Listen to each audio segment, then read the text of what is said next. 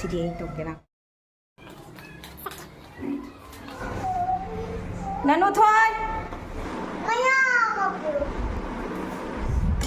Yore cha bên đây mọi người ta leo cái nào cũng hoàn toàn 哎呦我的妈！Namun kalau makan ihau yang cara makan lah tidak.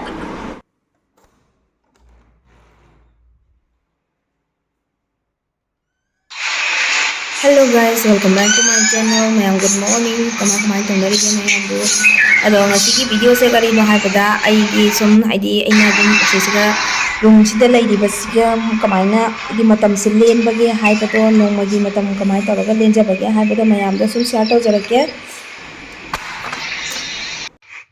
Hojik ai wai te imu mangon si challe imu mangon si challa loraga matungda wai te thok thok na tawrani adui matungda iru jamai tharaga adum thangmai thabagi thabang thorang tawrani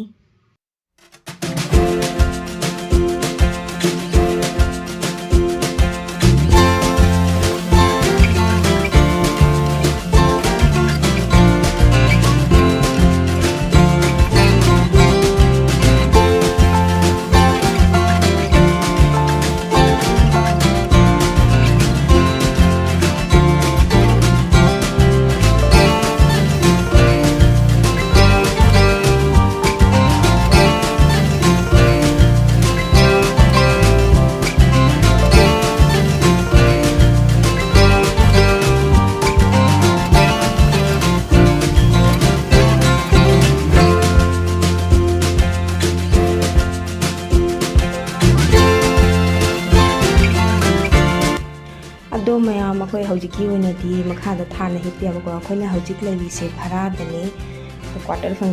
fangaga matung da di phawung ga kai kaloina pi ne ba aduguna akhoi phawung se lai da bane ba ko ado basis se ga da ignore thobio asigi basis aina basis amagi mathak ama thajale sina kai nei da mathak ki basis di cotton ki basis ne ba ko haji di olang ma tamni na hadi makha gi sina adi kano gi ne ba uru gi ne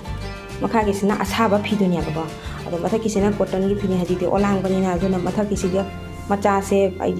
thungdra bani na pik pa ko bani na mathak ta oina sumai num thajal le ba aduna ni achauba ingonda cotton gi besit leitabagi aduna tawbani chanu pa gi khutum je toy jing hoji ko hogotri puni par makai ta tore ado ai haji thabak kai ka loisan ma loire adu matung dai haji glujarani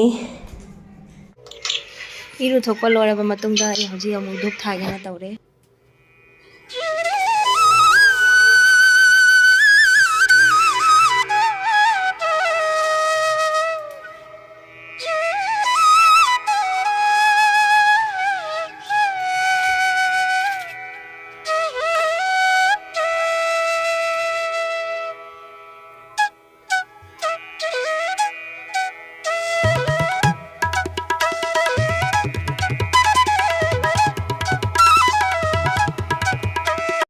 Duk thaba lore matung da hauji breakfast ki tayari tawgani tawri tan oina hawrani breakfast se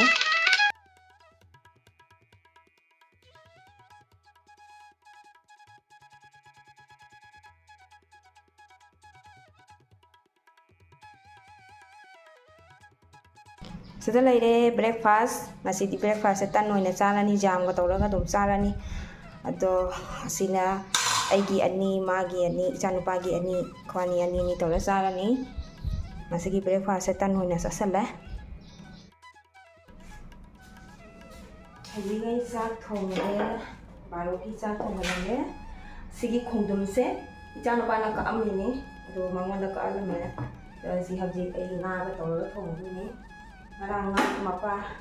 mapa la awni do ngang do leiram me ro du thongani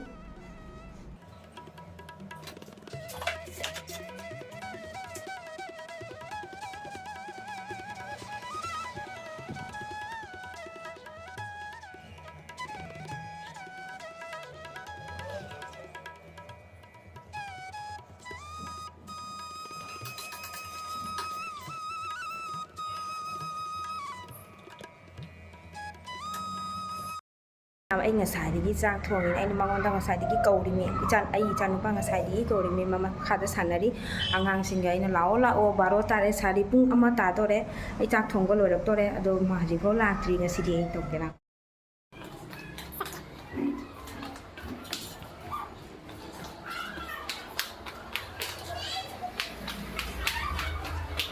Nanu Nanu thôi Nanu thôi Nanu thôi Sukun khủng sẽ sigi chúng sẽ sản ra xì lồng sẽ sản ra xì lồng sẽ sản ra Nanu thôi Nanu thôi Nanu thôi दीदी उसको बुलाओ ông trên nhân ngày mai thằng nào con lên rồi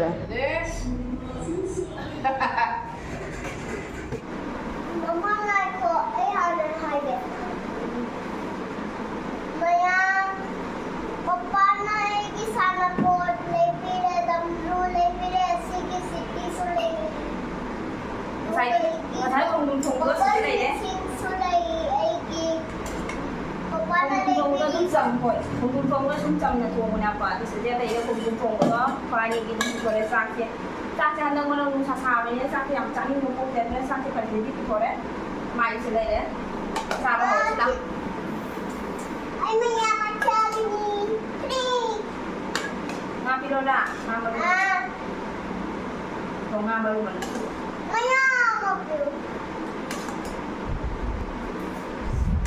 Yun. Kamu kurang apa?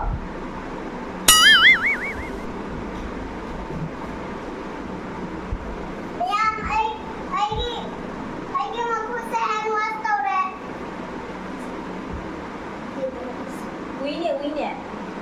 Uinya số tới lòng nhé. Biết kim là đi lòng nè.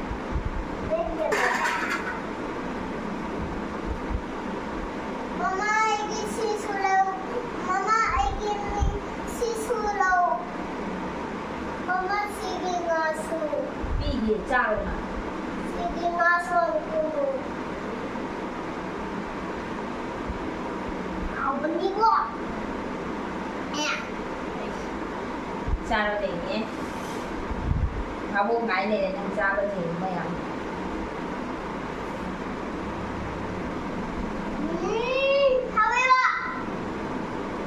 ngang cha rồi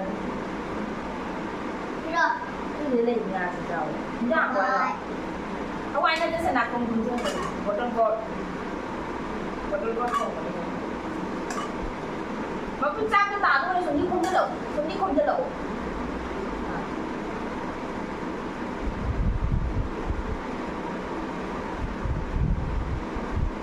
cho không tròn rồi không à mày làm này nè mà đây thì ra xem thằng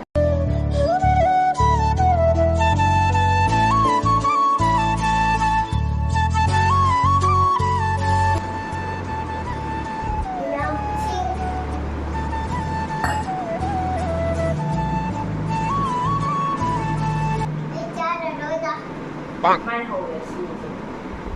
nói như đi tại vì xin cho con sao phải đến ra bên đây máy tổng chân leo nó nào không phải tổng chân ôi mà trang cho đến chụp bài rồi đi nè nó một cái mà cái ít hảo lên ra mà cái này hẳn chạy ra rồi một con nào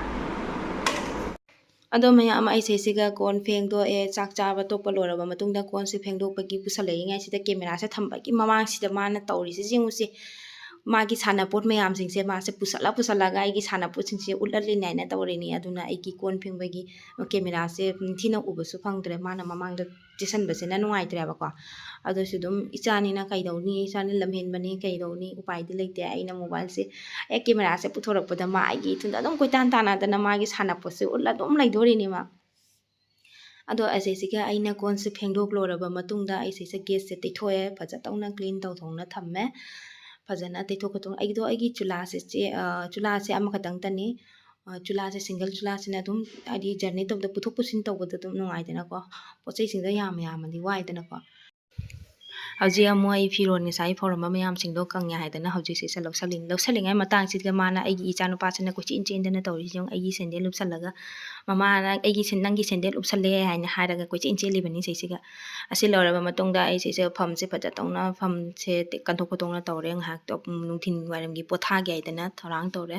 ꯐꯤꯔꯣꯟ ꯀꯩꯀꯥꯁꯦ ꯊꯨꯞꯆꯜꯂ ꯈꯣꯠꯆꯜꯂꯒ ꯊꯝꯃꯦ ꯑꯗꯨꯒꯤ ꯊꯝꯃꯤꯉꯩ ꯁꯤꯗ ꯃꯥꯒꯤ ꯁꯥꯟꯅꯄꯣꯠꯁꯦ ꯄꯨꯁꯜꯂꯛꯑꯒ ꯑꯩꯉꯣꯟꯗ ꯑꯁꯤꯒꯤ ꯕꯕꯜꯁꯦ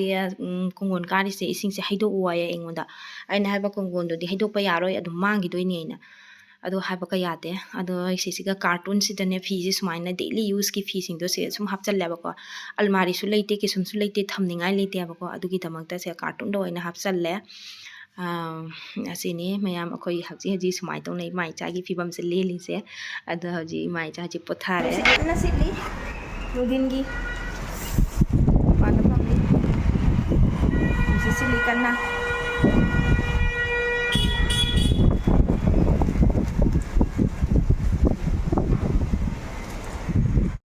ꯅꯨꯡꯗꯥꯡꯒꯤ duty ꯑꯃꯨꯛ ꯂꯥꯛꯑꯦ ꯅꯨꯡꯗꯥꯡꯒꯤ ꯗ꯭ꯌꯨꯇꯤꯁꯤꯅ ꯏꯆꯥꯅꯨꯄꯥꯁꯦ ꯂꯥꯏꯔꯤꯛ ꯉꯥꯏꯍꯥꯛ ꯇꯥꯛꯄꯤꯔꯕ ꯃꯇꯨꯡꯗ ꯑꯩ ꯆꯥꯛ ꯊꯣꯡꯗꯣꯔꯤꯅꯦ ꯁꯨꯁꯨ ꯂꯥꯎꯅꯔ ꯂꯥꯏꯔꯤꯛ ꯇꯥꯛꯄꯤꯗꯣꯔꯤꯅꯤ ꯍꯜꯂꯣ ꯒꯥꯏꯁ ꯒꯨꯗ ꯃꯣꯔꯅꯤꯡ ꯃꯌꯥꯝ ꯉꯔꯥꯡ ꯚꯤꯗꯤꯑꯣ ꯂꯣꯏꯁꯤꯟꯕ ꯉꯝꯍꯧꯗ꯭ꯔꯦ ꯑꯗꯣ ꯍꯧꯖꯤꯛ ꯅꯣꯡꯉꯥꯜꯂꯦ ꯑꯃꯨꯛ ꯑꯗꯣ ꯑꯩ ꯃꯌꯥꯝ ꯉꯁꯤ ꯚꯤꯗꯤꯑꯣꯁꯦ ꯁ꯭ꯋꯥꯏꯁꯦ ꯁꯨꯝ ꯂꯣꯏꯁꯤꯟꯖꯔꯒꯦ ꯚꯤꯗꯤꯑꯣꯁꯦ ꯅꯨꯡꯉꯥꯏꯕꯤꯔꯒꯗꯤ ꯁꯨꯝ ꯂꯥꯏꯛ ꯁꯤꯌꯔ ꯁꯕꯁꯀ꯭ꯔꯥꯏꯕ ꯇꯧꯕ ꯀꯥꯎꯕꯤꯒꯅꯨ ꯃꯌꯥꯝ ꯕꯥꯏ ꯕꯥꯏ